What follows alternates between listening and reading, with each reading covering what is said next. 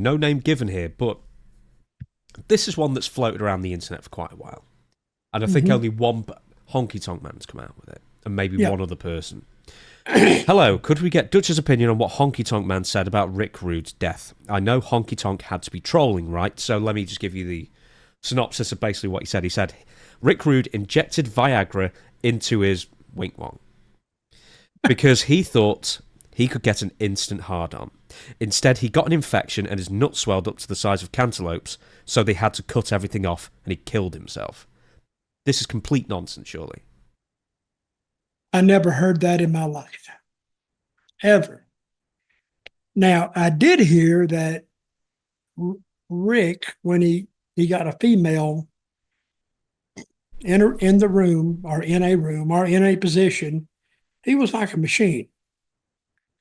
And that was common knowledge amongst the wrestlers. And I'm not saying that he probably never used Viagra, but I never heard anybody injecting Viagra into their pee-pee and expect to get an instant erection. I never heard that in my life. And now getting an infection and maybe having to do some surgery down, but I never heard he had his testicles removed or anything else. I never heard that in my life. And I wish I'd not heard it today. But I never heard that. So Wayne Ferris is saying that? Yeah, is Wayne Ferris great prone story, to a tall tale or two? Is he prone to telling? Yeah, great story. Now I'm going to start telling it too. I'm going to spread it myself. I'm going to spread it around. Yeah, in all seriousness, no. I mean, he said it with complete conviction as well, did Honky. I don't know how he would even be in a position to know this because he was not even... What was he talking about? Just stories nobody knows? I guess so. He just came out with it some time ago and basically nobody's corroborated it.